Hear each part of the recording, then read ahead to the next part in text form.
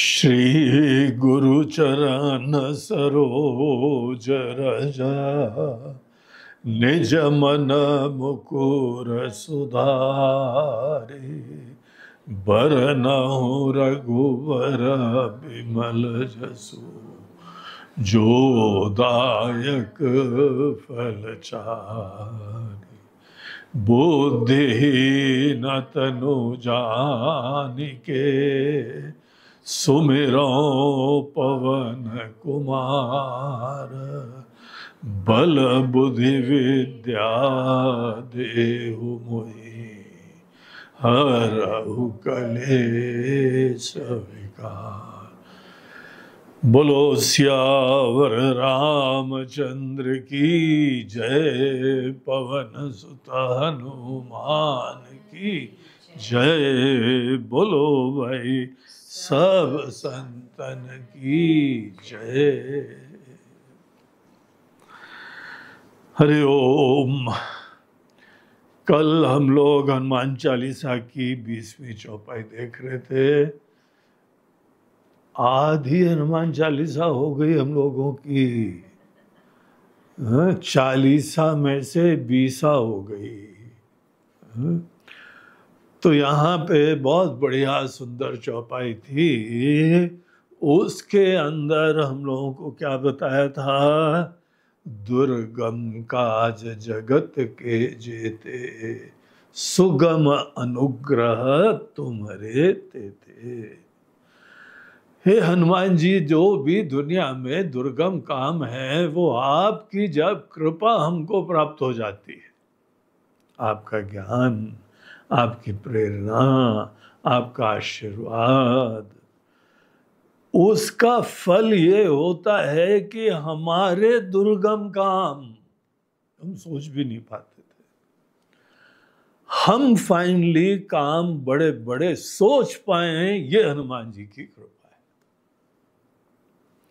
हनुमान जी की कृपा देखिए, केवल हमारे कोई बिगड़े काम बन जाए, हमारी बीमारी ठीक हो जाए, प्रमोशन हो जाए, हमारा जो है रिश्ते नाते हो जाए, इन चीजों में हनुमान जी की कृपा नहीं सोचो। हनुमान जी कर्म के क्षेत्र में झंडे गाड़ने वाले लोग, और इसीलिए जब कोई व्यक्ति दुर्गम काम के लिए सोच भी पाता है, तब हनुमान जी का भक्त है। तब लगता है आप कोई लंका जीतने जा रहे हो, नहीं तो सामान्यतः दुर्गम काम सोचने के समय ही आदमी के जो अंदर चिंता होने लगती है, अरे हम कैसे होगा, असंभव काम है। असंभव निश्चित रूप से है, लेकिन हनुमान जी का चरित्र क्या दिखाता है हमको? असंभव काम जिनकी कृपा से संभव होते हैं वो हनुमान जी। अब आप बड़े बड़े काम सोच ही नहीं पाओ, डरते रहो, तो फिर हनुमान जी की कृपा प्राप्त करने का क्या फायदा है? सोचना चाहिए। आप हनुमान जी के भक्त हो, हनुमान जी से आपको प्रेरणा मिलनी चाहिए, बड़ी बड़ी बातें सोच सको और आगे बढ़ सको, जीवन में कुछ बढ़िया सिद्धियां हो सकें। देखिए, हमने कल इस संदर्भ में बताया था कि सामान्यतः जो व्यक्ति बस छोटे मोटे सुगम काम करने लगता है और फिर बड़े चीजें सोच ही नहीं पाता है। ज्ञान प्राप्त करना, भजन करना, मन मुकुर सुधारी करना, बल बुद्धि विद्या प्राप्त करना, है? अब आप सही में बताओ, क्या इसके लिए आपने प्लान ऑफ एक्शन बनाया है? प्लान ऑफ एक्शन बनाना चाहिए। हनुमान जी बैठे हैं, उनके भरोसे से बनाओ, उनके आशीर्वाद से बड़ी चीजें सोचो। तो ये तो एक मोटा सा यहाँ पे अर्थ था। आपको इसी संदर्भ में एक छोटी सी बात बताएं और फिर हम लोग अगली, वो भी बहुत सुंदर चौपाई में प्रवेश करेंगे। और ये गीता का एक विचार है। गीता हमको बताती है कि देखो, हर व्यक्ति के लिए कुछ चीजें हमने सुगम बनाई हुई है। तुम्हारा जो स्वभाव है, प्रकृति है, स्वधर्म है, सहज कर्म है। कुछ चीजें हर व्यक्ति के लिए आसान होती है। बच्चे लोग बहुत सारे खेल खेल लेते हैं, लेकिन एक खेल में बड़े दक्ष होते हैं तो आपको उसमें बढ़ाना चाहिए। कोई बच्चा बड़ा कलाकारी में दक्ष है तो आपको वो ही चीज में बढ़ाना चाहिए। ये गीता का सिद्धांत है। गीता बोलती है स्वधर्मे निधनम श्रेयः परधर्मो भयावह। जो चीज बिल्कुल ही नहीं आती है, बिल्कुल फौरन है हमारे लिए, प्रारंभ उसे मत करो। प्रारंभ करना चाहिए जो चीजें तुम्हारी प्रेरणा का विषय है। प्रेरणा का विषय कैसे कुछ बनता है, उसके पीछे पूरी जो है लंबी चौड़ी इतिहास होता है। हर बच्चे को, हर व्यक्ति को, हर युवा को वहां से चालू करना चाहिए। आप देखिए आपके मन में किस चीज की प्रोपेंसिटी है, प्रकृति है, प्रेरणा है, बस भगवान की आज्ञा समझो। उस दिशा में पहले हमको बहुत कुछ सीखना होता है। कर्म में हमको सीखना होता है दक्षता हो, एकाग्रता हो, समग्रता हो, पुरुषार्थ अच्छा लगाए, शरीर, मन, बुद्धि, प्राण सब चीजें एक काम में लगाना सीखो। फल की चिंता भगवान के ऊपर छोड़ना सीखो। ये जो सहज कर्म होते हैं उसको करते करते ये हमको कर्म के लेसन्स प्राप्त करने चाहिए, सीख लेने चाहिए। और फिर उसके उपरांत अपने ही क्षेत्र में, फिर वहां पे हमको कोई और नए लक्ष्य अपने क्षेत्र के, अब जैसे कोई व्यापारी है, उसको अपने क्षेत्र में बड़ी सोच रखनी चाहिए। देखो चीनी लोग कितना बड़ा व्यापार करते हैं, दुनिया की मार्केट बन गई है, दुनिया की वर्कशॉप बन गई है, सब दुनिया की इंडस्ट्री बिजनेस बंद होने लगे। इतनी बढ़िया सोच, इतनी उदात्त सोच, इतनी मेहनत, हर प्रकार के काम करते हैं। हमको अपने क्षेत्र में आगे बढ़ना चाहिए। अनेकों चीजें अपने क्षेत्र में हम सोच ही नहीं पाते हैं। एक सज्जन हमारे पास आए, वो बोलते हैं गुरु जी काम को बढ़ाना चाहिए कि नहीं बढ़ाना चाहिए। बोले क्यों? बोलते हैं बहुत दिन से सत्संग कर रहे हैं तो सोचा कि वेदांत का ज्ञान प्राप्त करें, आत्मा का ज्ञान प्राप्त करें, काम धंधे में तो उलझ जाएंगे हम। हमने बोला भैया ऐसा तुम क्यों सोचते हो उलझ जाएंगे? काम भगवान के निमित्त बन के करो, कभी नहीं उलझोगे। भगवान की सेवा के भाव से करो, कभी नहीं उलझोगे। उलझना उसको बोलते हैं जब तुम अपने अहम की संतुष्टि के लिए करोगे, राग द्वेष से प्रेरित करोगे। ये सब कर्म के रहस्य आदमी को पहले सुगम काम करते करते सीखने चाहिए। भगवान के सेवक बन के करो, फिर उसके बाद दुर्गम काम सोचो। अब देखिए ये प्रसंग वशात हमने आपको गीता का संदेश इसी संदर्भ में बताया। आपके लिए भी, आप किसी फील्ड में आप प्रोफेशनल होंगे, आप बड़े कलाकार होंगे, उस चीज में पहले आगे बढ़ो, समग्रता से करो, प्रेम से करो, शरणागति से करो, भगवान के सेवक बन के करो, भक्ति भाव से करो। ये सब कर्म के लेसन सुगम कर्म में पहले सीखो, फिर जाके एवेन्यूज बढ़ाओ। तो ये आपके लिए एक सुंदर विचार का मसाला था जो गीता का संदेश था। अब आइए हम लोग अगली चौपाई में प्रवेश करते हैं। तो 21वीं चौपाई का हम लोग पहले पाठ करते हैं, फिर उसका अर्थ देखेंगे। राम दुआरे तुम रखवारे, होत न आज्ञा बिनु पैसारे। बड़ी सुंदर चौपाई है। इसमें जो है गोस्वामी जी बोल रहे हैं कि हनुमान जी आप जो है राम जी के द्वारे अर्थात द्वार पे, आप राम जी के द्वार के ऊपर रखवाले की तरीके से बैठे। तो राम जी जो है सोच लीजिए महल के अंदर बैठे हैं या कुटिया में बैठे हुए हैं, और हनुमान जी गदा लेके अपने द्वार के ऊपर बैठते हैं। और गोस्वामी जी एक बड़ी बात कहते हैं, होत न आज्ञा बिनु पैसारे। और जब तक हनुमान जी की आज्ञा नहीं होती है तब तक किसी को एंट्री नहीं मिलती है राम जी के दर्शन के लिए। अरे महाराज जी ये क्या बोल गए आप? राम जी तो खुद वन में जाते हैं, भक्तों के पास आगे बढ़ के मिलते हैं। कोई भी राम जी के पास आके अपना दुखड़ा रो सकता है, गा सकता है, निवेदन कर सकता है। राम जी का द्वार तो खुला हुआ है। अयोध्या में भी जब गए तो राम जी का द्वार खुला रहता था, और आपने तो यहाँ पे सरकारी दफ्तर बना दिया। सरकारी दफ्तर के बाहर कई बाबूजी लोग बैठे रहते हैं और यही चौपाई बोलते हैं, होत न आज्ञा बिन पैसारे। ये हमको एक बाबूजी ने बताया था। बोलते हैं महाराज जी थोड़ा बहुत लेते हैं ऊपर से, अब क्या करें, हमारे तो जो है ना हनुमान चालीसा में ही हमको आज्ञा दे दी गई है। अगर आपको अफसर के पास, मंत्री के पास अंदर जाना है ना, तो हमको द्वार पे क्यों बैठाया हुआ है? पैसारे। तो पहले यहाँ पे कुछ माल निकालो तब जाके आगे बढ़ेंगे।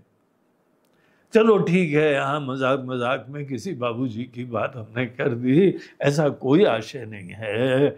अगर कोई बाबूजी यही सोच रहे हैं तो देखिए उनको हनुमान चालीसा के प्रवचनों की कितनी आवश्यकता थी। अनेकों लोग हनुमान चालीसा का पाठ करते हैं, उनको ये सब मीनिंग ही नहीं पता लगता। तो यहां बड़ा सुंदर अर्थ है।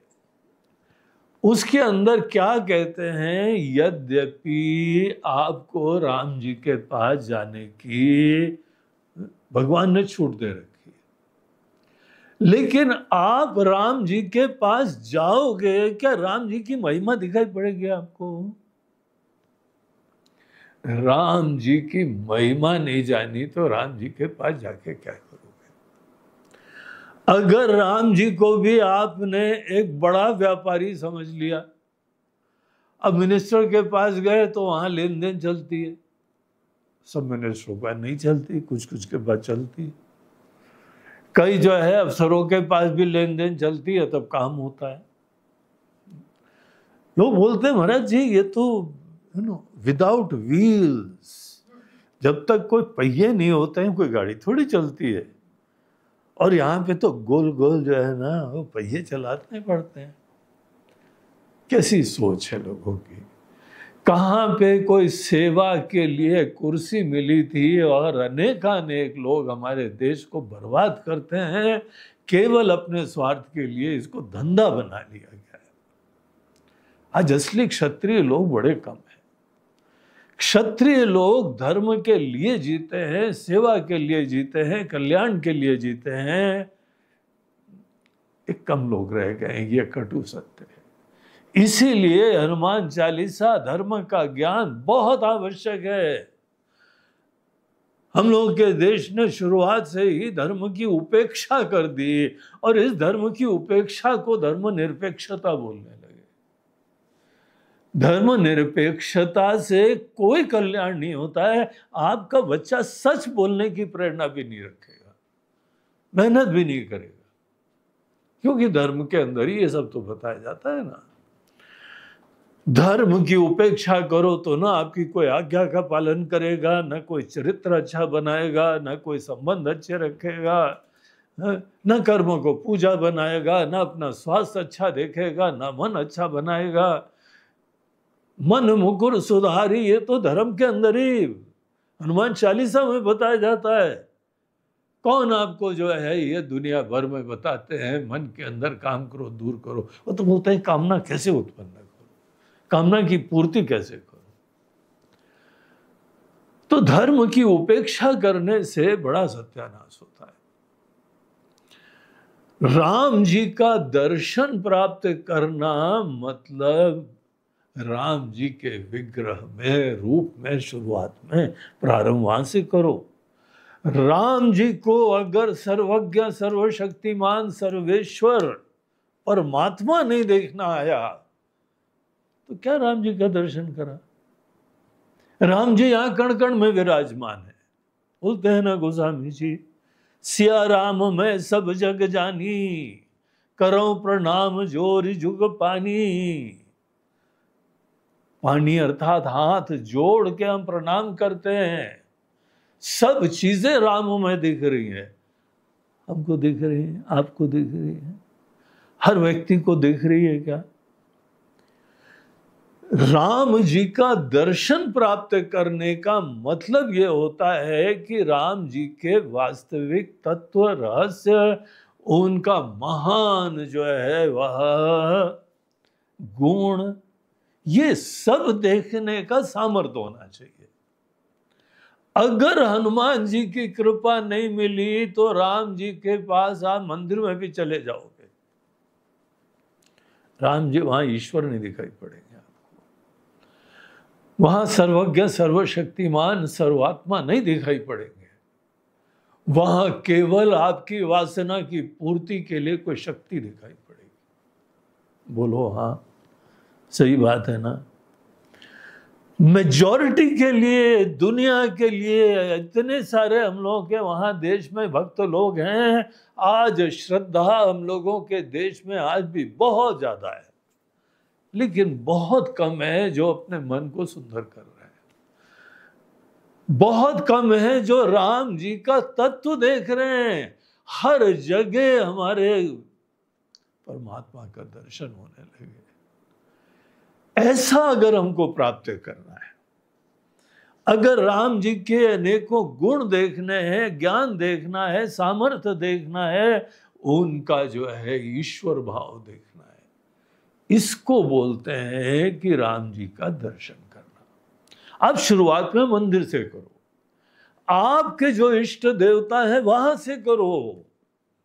अब देखिए, हम लोग हनुमान चालीसा पढ़ रहे हैं, हनुमान जी का चरित्र, हनुमान जी जो है प्रभु श्री राम के बहुत ही जो है भक्त थे। राम जी को अर्थात ईश्वर देखते थे। ईश्वर देखना ही आपके इष्ट देव में आपका दृष्टि, ज्ञान और सामर्थ्य होना चाहिए। अब देखते हो क्या? अपने आप से पूछो, आपके भगवान केवल आपकी इच्छा, कामना, वासना की पूर्ति के लिए बने हुए हैं, आपकी संसारी मनोकामना की पूर्ति के लिए बने हुए हैं, कि दुनिया के मालिक आप देखते हो वहां पे? आप अपनी सच्चाई देखो, और कभी ना कभी आपको राम जी की वास्तविकता देखने की प्रेरणा होनी चाहिए। जब आपके पुण्य जो है फलित होते हैं, जब आपके जो है भक्ति उत्पन्न होती है, तब ऐसी मन के अंदर प्रेरणा होती है कि हे प्रभु, आपका हमको दर्शन प्राप्त करना है।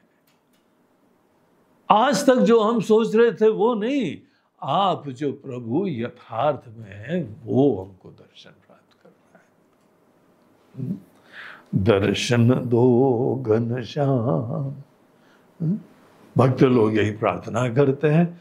भगवान रूप तो सामने है, आपकी मूर्ति यहां मंदिर मंदिर में है, फिर भी प्रार्थना कर रहे हैं प्रभु दर्शन दो। किस चीज का दर्शन दो? हमको दिव्यता दिखे, हमको भगवान के अंदर ईश्वरत्व दिखे। ईश्वर को देखो तो एक जगह तो देखो, मंदिर के अंदर ही शुरुआत करो। और मंदिर वो भीड़ भाड़ वाला मंदिर किसी काम का नहीं है।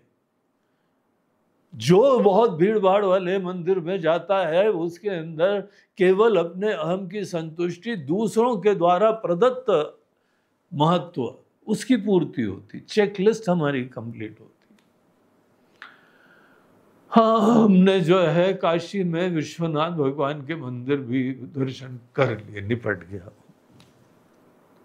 यही होता है। कौन सा आपको वहां जाके परमानंद मिल गया भाई? कोई बताओ। हम लोगों की बड़ी पावन भूमि है, वो तीर्थ स्थान है, लेकिन प्रयोजन क्या है? जब वहां पे भगवान शंकर एक भक्त को उन्होंने ज्योति के रूप से दर्शन दे दिए थे, तब से उसका नाम ज्योतिर्लिंग हुआ। आपको आरती के दीपक के अलावा कोई ज्योति दिखाई पड़ी क्या? नहीं दिखाई पड़ी, तो दर्शन बेकार हो गया।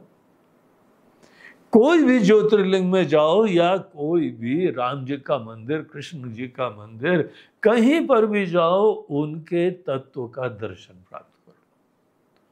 तो शांति से बैठो, मन को समाहित करो, और ये जो भगवान के साथ व्यापार का संबंध रखा हुआ है ना, लेन देन का, भगवान ये हमारी मनोकामना पूर्ण कर दो तो ये देंगे, भगवान हमारी ऐसी इच्छा पूरी कर दो तो फिर ऐसा आपको हम जो है सेवा करेंगे, ये खत्म होना चाहिए। इसमें भगवान की भक्ति है ही नहीं,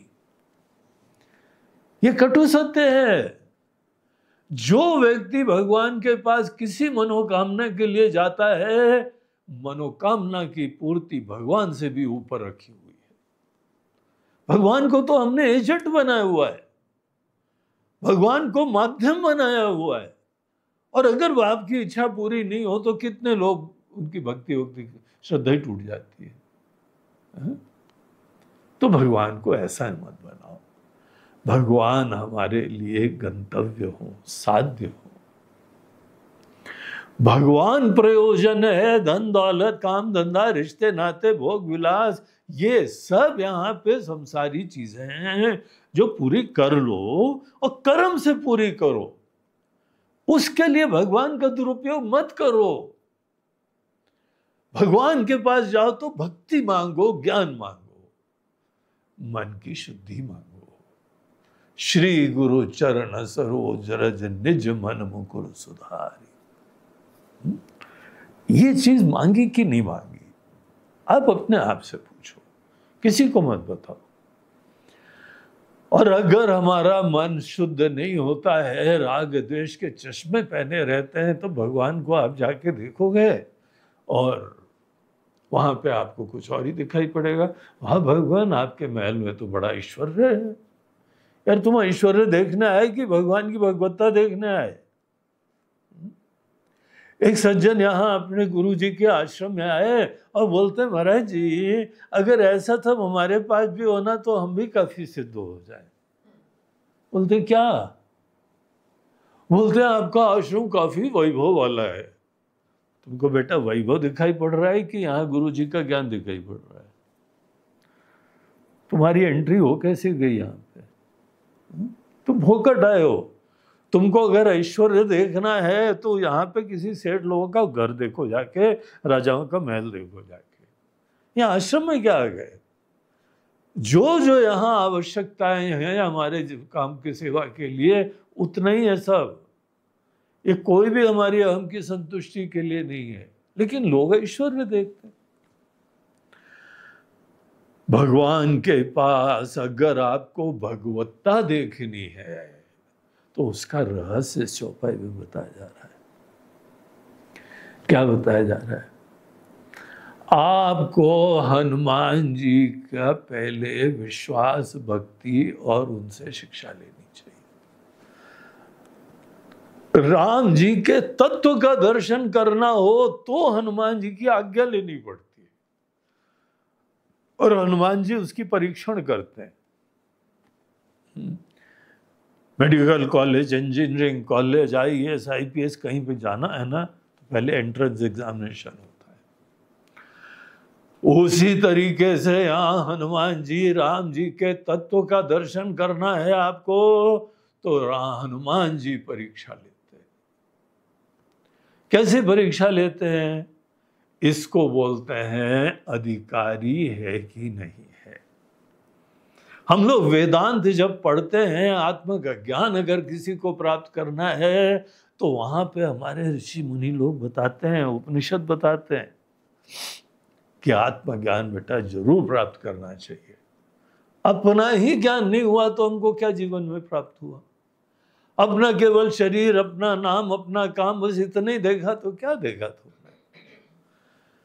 तुमको अपनी आत्मा शरीर धारण करने से पहले तुम क्या थे वो देखना है, शरीर छोड़ने के बाद तुम क्या हो गए ये तुमको देखना है, शरीर रहते रहते भी गहराई में क्या विराजमान है वो देखना है, अगर देखना है, जरूर देखना चाहिए। तरति शोकम आत्मवेद, अगर आपको आत्मा का ज्ञान हो जाए, मैं का ज्ञान हो जाए, अपना ज्ञान हो जाए, सब दुनिया में शोक चिंताएं खत्म हो जाए। तो ये बातें बताई जाती हैं, लेकिन कौन देख सकता है? देखने वाला भी यहाँ यही है, मन भी यही है, बुद्धि भी यही है, आत्मा भी यही है, लेकिन तो भी नहीं देखती। तो भी जाके ध्यान करना, भजन करना, शास्त्र का ज्ञान प्राप्त करना, मोह दूर करना, क्या क्या करना पड़ता है, कितने पापड़ बेलने पड़ते हैं, तब जाके अपने ही परिचय होता है। तो हनुमान जी भी यहाँ पे राम जी का दर्शन प्राप्त करना हो। राम दुआरे तुम रखवारे, हनुमान जी आपके अंदर चेक करते हैं कि हमारी तरह सेवा करते हो क्या, उत्साह से, बड़ी सोच रखे, भगवत भरोसे, बड़े बड़े काम समुद्र आदि उल्लंघन करना छोटी बात है, हनुमान जी को चिंता ही नहीं आती है, और हनुमान जी को कोई विघ्न रोक नहीं पाता है। हनुमान जी जिस समय जा रहे थे तो पहले मैनाक पर्वत आए। मैनाक पर्वत उनके पिताजी के रिश्तेदार, दोस्त थे, रिश्तेदार तो नहीं, ऋणी थे, और इसीलिए जहां उनको पता लगा हनुमान जी जा रहे हैं तो पूरा एक पर्वत प्रकट हो गया, फल फूल से युक्त, केवल आदमी था। बोला कि आप जो है यहाँ फल फूल खा लो, थोड़ा भोजन कर लो, एक ब्रेक कर लो, फिर आगे जाना। हनुमान जी ने प्रणाम करा, बोला आपकी सुंदर भावना को हम नमस्कार करते हैं, लेकिन राम जी का काम करे बगैर मोहि कहाँ विश्राम, हमको थकावट ही नहीं होती, विश्राम की जरूरत ही नहीं होती। थैंक यू वेरी मच, निकल गए आगे। अनेकों प्रकार के लोगों की आत्मीयता, हमको कोई थोड़ा सा जो है वो प्रेम देने लगे तो आदमी आसक्त हो जाता है, महाराज इसके बगैर जी नहीं सकते। तो ये चीजें जो है ना आदमी को हनुमान जी से सीखनी चाहिए। फिर सुरसा आ गई, सुरसा बोलते भगवान ने हमको भोजन भेजा है। हनुमान जी किसी से भी ना रुकते हैं, ना डरते हैं, बुद्धिमत्ता से रास्ता निकालते। ये काम हनुमान जी से सीखना है। धर्म के काम के लिए कहीं कोई आराम नहीं, कोई रिश्ते नाते नहीं, कोई अपना भोजन पानी नहीं, कोई काम विघ्न नहीं आता है। हनुमान जी से ये शिक्षा प्राप्त कर लो तो राम जी के दर्शन के लिए पात्र हो जाओगे। हनुमान जी से जैसे हमको भक्ति मिल जाए, उठते बैठते सोते जागते राम जी के प्रति मन उनका ध्यान में रहता है, अवेयरनेस रहती है। प्रभु मुद्रिका मेली मुख माही, जल दिलांग गए अचरज। राम जी के नाम का विस्मरण ही नहीं होता है, और नाम मात्र नहीं, नाम से नाम ही भी आता है ना मन में, भगवान आते हैं। आप नाम जपो तो भगवान का आपको याद आने लगे। ये हनुमान जी से शिक्षा प्राप्त करनी, ऐसी भक्ति, ऐसी शरणागति, ऐसी निस्वार्थता, ऐसी सात्विकता। इन शॉर्ट गीता की तो भाषा में यह है, सात्विक मन हो जाए। सात्विक मन हो जाए, अपनी स्वार्थ की चिंता छोड़ दे, तब तुमने राग द्वेष के चश्मे उतारे हैं, तब राम जी के तत्व का दर्शन होगा। तो ये बात हमको इस सुंदर सी चौपाई में बताते हैं। हनुमान जी केवल यही देखते हैं, तुमको दर्शन करना हो तो राम जी बैठे हुए हैं, चले जाओ अंदर। अंदर जाने के लिए हम नहीं रोकते, लेकिन तुमको दिखेगा ही नहीं। आज तक मंदिर जाते हो, बड़े बड़े तीर्थ जाते हो, धाम में चले जाते हो, वहां पर भी भगवान नहीं दिखते। अपने आप से पूछो, अरे जी क्या खास बात थी? वैष्णो देवी गए, क्या था उसमें खास बात थी? फलाने जो है मंदिर में गए, केदारनाथ चले गए, क्या बात, थोड़ा विग्रह था, पुराना था, बड़ा पत्थर, ऐसी बातें लोग कह रहे हैं, उनको दिखते ही नहीं कुछ। आपको हनुमान जी चेक करते, टेस्ट, अगर भक्ति है, सेवा है, सात्विकता है। गीता में भगवान कृष्ण बोलते हैं, अर्जुन, योगी लोग केवल मन को सुंदर करने के लिए काम करते हैं। मन की निर्मलता जीवन में बहुत बड़ा मोटिवेशन है। धन की प्राप्ति भी मोटिवेशन है, नाम की प्राप्ति भी मोटिवेशन, यश कीर्ति भी मोटिवेशन है, लेकिन सबसे क्लासिक, अल्टीमेट, बेस्ट मोटिवेशन आपका मन सात्विक और सुंदर होता चला जाए। मन मुकुर सुधारे। हनुमान जी चेक करते, इस व्यक्ति में यही प्रेरणा है कि कुछ और मांगी लाल है कि मन को शुद्ध करने वाला है। अगर होगा तो तत्व के दर्शन के लिए हनुमान जी की हार्दिक शुभकामनाएं भी प्राप्त होती हैं, प्रेरणा भी प्राप्त होती है और दर्शन भी हो जाते। बोलो सियावर रामचंद्र की जय, पवन सुत हनुमान की जय। बोलो भाई सब संतन, नमः पार्वती पतये हर हर